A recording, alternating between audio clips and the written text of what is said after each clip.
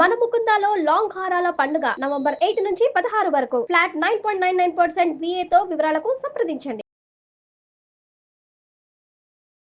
నమస్తే రమగారు. నమస్తే జయ. రమగారు, ఏదైనా మంచి కథ చెప్పండి. అమాయక ప్రాణి కథ ఒకటి చెప్తాం. ఓ అమాయకుల కథలు చెప్పుకున్నాం కదా కొన్ని. కథ పేరే వెర్రిబాగులవాడు. బాగుందండి. పేరు బాగుంది కదా. ఓ పల్లెటూరులో ఓ తల్లి పిల్లాడు ఉండేవాడు. తండ్రి లేడు పాపం. తల్లి ఏదో కష్టదారి పాపం, కష్టజీవి. ఆవిడే కష్టపడి పని చేసుకుని పిల్లాడిని పోషించుకునేది. పిల్లాడు కొంచెం అమాయకుడు. వెర్రిబాగులవాడు అనేవాళ్ళు ఊళ్ళో వాళ్ళంతా. వాడిని ఏడిపించేవాళ్ళు. షాపుకి వెళ్తే ఏదైనా కొట్టుకి, షాపులు ఏమైనా చిల్లర కొట్లు ఉండేవి ఇది వరకు. కొట్టుకు వెళ్తే ఆ కొట్లో ఆయన ఎప్పుడూ డబ్బుల దగ్గర మోసం చేసేవాడు వీడిని. అంత అమ్మాయికుడు వీడు. అంత అమాయకుడు. అయితే మనిషి బలశాలి. పని చేసేవాడు. తల్లి ఏదైనా పని చెప్పి ఈ పని చేయాలి ఇట్లా చేయాలంటే అట్లాగే చేసేవాడు. కొన్ని మధ్య మధ్యలో తెలివి తక్కువ పనులు అవుతుండేవి. వాళ్ళమ్మ వాటిని కవర్ చేసుకునేది. దగ్గరుండి పిల్లాన్ని చూసుకునేది. అంతే. అమాయక పిల్లల్ని ఏం చేస్తాము, తల్లులు చెయ్యి విడవరు వాళ్ళవి. అవును. అయితే వీడెంతసేపు అనేవాడు, అమ్మాయి ఏమిటి అమ్మా, నేను ఇంత వెరిబాగులాడిగా ఉన్నాను, నాతో ఎలా పడతావే నువ్వు. వాడికి తెలుసు. వాడికి తెలుసు. అంటే వాళ్ళ అమ్మ ఏమన్నది, వారి అయితే అయ్యావు లేరా నాయన, నీ మనసు మంచిది, బుద్ధి మంచిది, ఇతరుల్లాగా నువ్వెవరిని మోసం చేయవు, ఎవరి కష్టార్జితాన్ని లాక్కోవు, ఒంటికి శక్తి ఉంది, పని చేస్తున్నావు, పని చేసుకుందాం పర్వాలేదులే అనేది. కానీ వాడికి కొన్నాళ్ళు పోయాక వెరిబాగులు వాడికి ఎవరు పిల్లనివ్వరని ఎవరో అన్నమాట గుర్తు తెలిసింది. మరి అది బాధగా ఉంటుంది కదా. ఆడన్నాడు, అమ్మ అట్లా కాదే, నాకు తెలివితేటలు రావడానికి ఏదైనా ఒక మార్గం చెప్పు, ఏం చేస్తే తెలివి వస్తుంది. అయితే ఆవిడేం చెప్పిందంటే, మిట్ట మీద మంత్రాల మరిడం ఉందిరా, మరి దాని దగ్గరికి వెళ్తే తెలివితేటలు కావాలంటే ఏమైనా చెప్తుందేమో, చూద్దు కానిలే వెళ్దు కానింది. వీడు రోజు అమ్మ మరిడమ్మ దగ్గరికి వెళ్తానే, అమ్మ మరిడమ్మ దగ్గరికి వెళ్తానే అని పీడిచ్చేవాడు. ఓ రోజు వాళ్ళ అమ్మ వెళ్ళమని. వీడు పోయి మంచి ఎండవేళ కొండ మీదకి ఎక్కాడు. మిట్ట మీద, అదొక మిట్ట కాస్త ఎత్తుగా ఉంటుంది. అక్కడికి వెళ్తే ఆ మరిడమ్మకు ఒక ఇల్లుంది, పాకేసుకుని ఉంటుంది అక్కడ. మంత్రాల మరిడి అంటారు. ఆ మరిడమ్మ వాకిట్లో కూర్చుని బియ్యం జరుపుకుంటాడు. నేను వెళ్ళేసరికల్లా ఏమన్నాడు, మరిడమ్మ నాకేమో తెలివితేటలు లేవు, వెరుబాగులాడనని ఊళ్ళో అందరూ ఏడిపిస్తారు, నాకు రేపొద్దున పెళ్ళి కూడా కాదు, మరి ఏమైనా కొంచెం తెలివితేటలు వచ్చేది చెప్పవా అన్నాడు. సరే మరిడమ్మ అంది, అరే నీకు బాగా ఇష్టమైంది ఒకటి తీసుకురా వెళ్ళి, అప్పుడు చెప్తానంది. ఏమి ఇష్టం నాకు అని ఆలోచించాడు. వాడికి తట్ల ఏమిష్టం అని అడిగితే టక్కిమని చెప్పగలమా మనం? చెప్పలేం కదా. నీకేమొచ్చంటే ఈత వచ్చిన వెంకటేష్ చెప్పినట్టు చెప్పాల్సి వస్తాను. తట్టదు. వీడికి తట్టలేదు. మామూలు తెలివైన వాళ్ళకే బుర్రకెక్కదు. వీడి పాపం అమాయకుడు. అమ్మ నాకు అన్నిటికంటే ఏమి ఇష్టమే అని అడిగాడు. అడిగితే నీకు కోడి అంటే ఇష్టం రా, కోడి కూర అంటే ఇష్టం అంది వాళ్ళమ్మ. ఆవిడ బుర్రకు అది అర్థమైంది.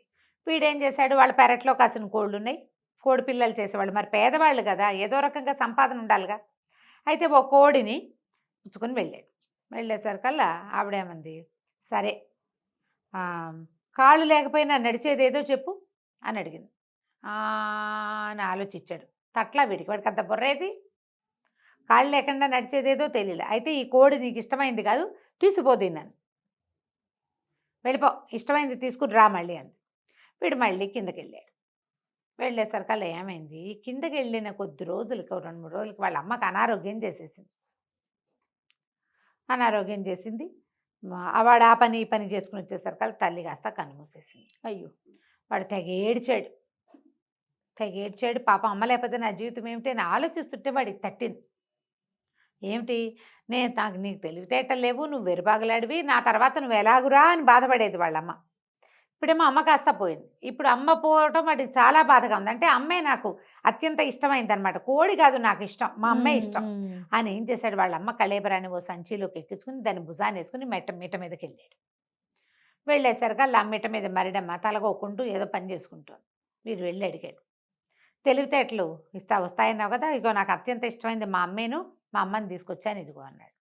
ఆవిడేమంది, ఆ మరిడమ్మ, మీ అమ్మ కాదురా, దాన్ని పక్క పెట్టు, బంగారం కాంది, బంగారం కంటే మెరిసేది ఏదో చెప్పు అంది. చెప్పండి, వీడికి అంత తెలివితేటలు ఏమున్నాయి, వీడికి తట్టల. ఆలోచించేసరికి ఆవిడంది, ఇది కాదు నీకు ఇష్టమైన వస్తువు, నీకు ఇష్టమైన వస్తువు వస్తే సమాధానం వస్తుంది, తీసిపో అనేసరికల్లా ఆ కళేబరాన్ని మోసుకుంటూ కిందకు వచ్చాడు. దుఃఖం వచ్చేసింది. వాళ్ళ అమ్మకి ఉత్తర క్రియలు ఏం జరగల.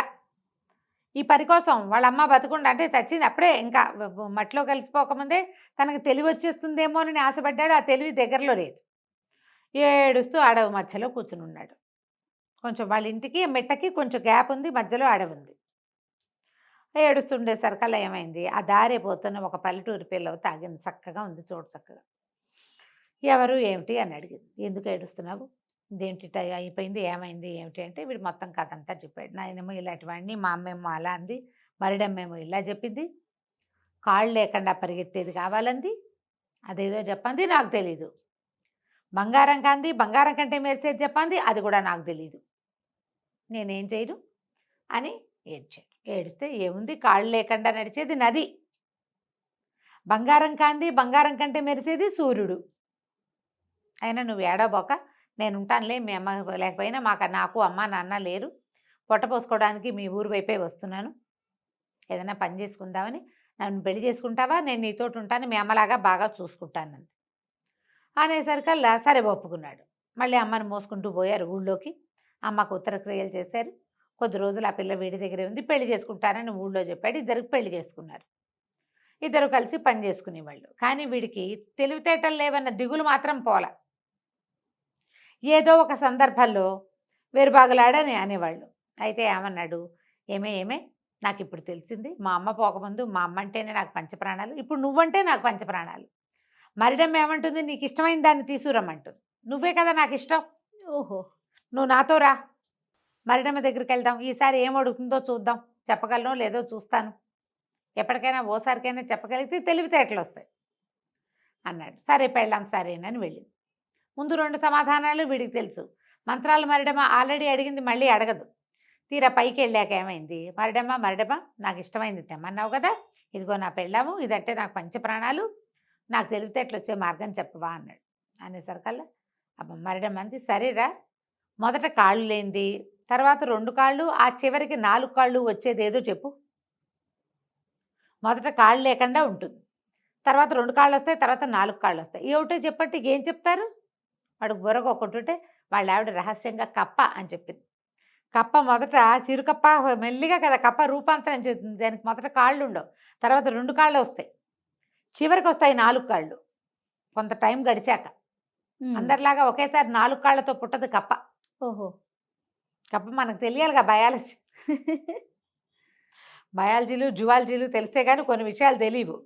అక్కడి నుంచి కప్ప అనగానే మరిడమ్మ పక్కపక్క నవ్వింది. ఒరే నీకు తెలివితేటలు ఎందుకురా, భార్య ఉందిగా, నీ పెళ్ళా ఉంది కదా, హాయిగా బతకండి, నీకు ఇష్టమైంది నీ తెలివికి మార్గము నీ పెళ్ళామే, అది నువ్వు బతుకున్నంత కాలం నీతోటే ఉంటుంది, నీకు వచ్చిన భయం ఏమీ లేదు, తెలివితేటలు వాటంతట అవే మెల్లిగా జీవిత గమనంలో వస్తాయిలే, ఏ ప్రశ్నకైనా సమాధానం చెప్పగలిగే పెళ్ళాం ఉన్నవాడికి తెలివితేటలు ఎందుకు.